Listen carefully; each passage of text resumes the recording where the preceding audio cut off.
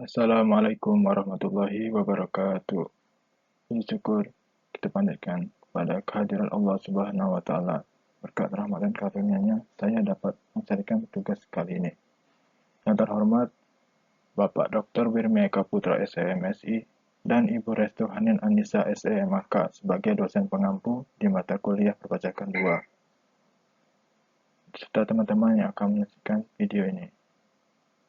Perkenalkan, nama saya Fadlur Rahman Al-Waidi dengan NIM C1C024094. Pada kali ini, saya akan mempresentasikan tentang konsep dan dasar hukum PPH.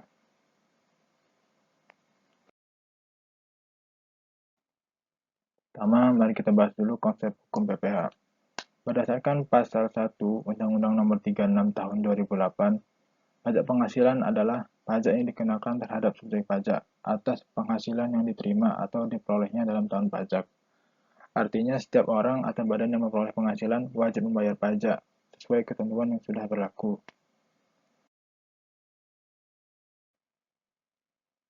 Selanjutnya, ada dasar hukum pajak penghasilan. Dasar hukum pajak penghasilan diatur dalam Undang-Undang Nomor 7 Tahun 1983.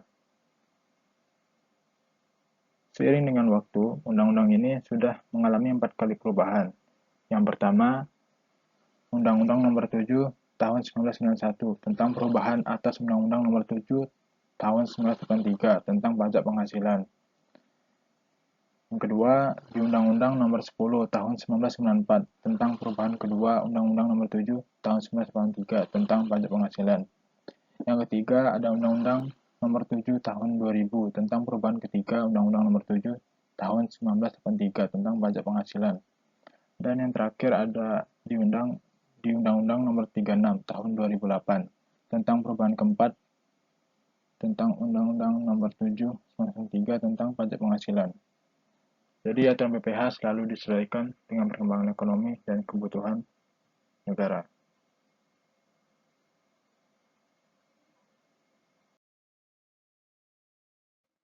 Selanjutnya, fungsi pajak penghasilan. Yang pertama, sebagai budgeter. Sebagai budgeter berfungsi sebagai sumber utama penerimaan negara untuk membiayai pengeluaran pemerintah, seperti pembangunan infrastruktur, pendidikan, kesehatan, dan layanan publik lainnya. Yang kedua, ada fungsi reguleran, yaitu sebagai alat untuk mengatur atau melaksanakan kewajiban pemerintah dalam bidang ekonomi dan sosial.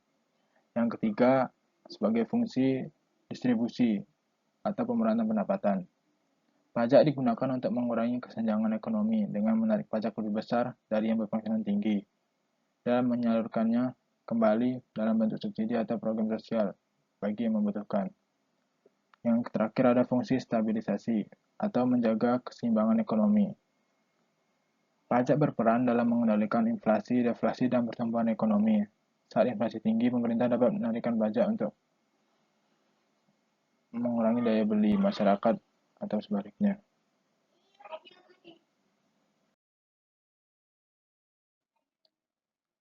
Selanjutnya ada prinsip-prinsip pajak penghasilan. Yang pertama, ada azas equality atau keadilan. Pajak harus dikenakan secara adil sesuai dengan kemampuan wajib pajak. Contohnya seperti penerapan tarif progresif pada pajak penghasilan orang pribadi, membuat masyarakat berpenghasilan tinggi menanggung beban pajak lebih besar dibandingkan dengan yang berpenghasilan rendah. Yang kedua, ada azas certainty atau kepastian hukum. Pajak harus memiliki aturan yang jelas agar tidak menimbulkan kebingungan wajib pajak. Contohnya dalam PPh 21, pemotongan gaji karyawan dilakukan rutin tiap bulan dengan tarif yang sudah ditentukan oleh undang-undang. Yang ketiga ada azas convenience of payment.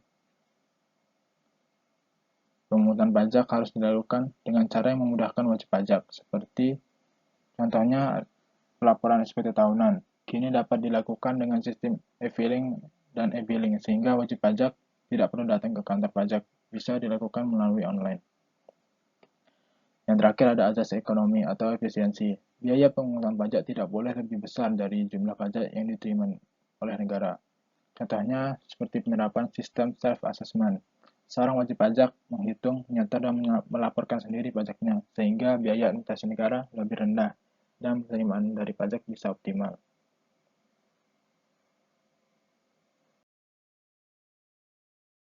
Sekian dari saya. Mohon maaf bila banyak kekurangan. Wassalamualaikum warahmatullahi wabarakatuh.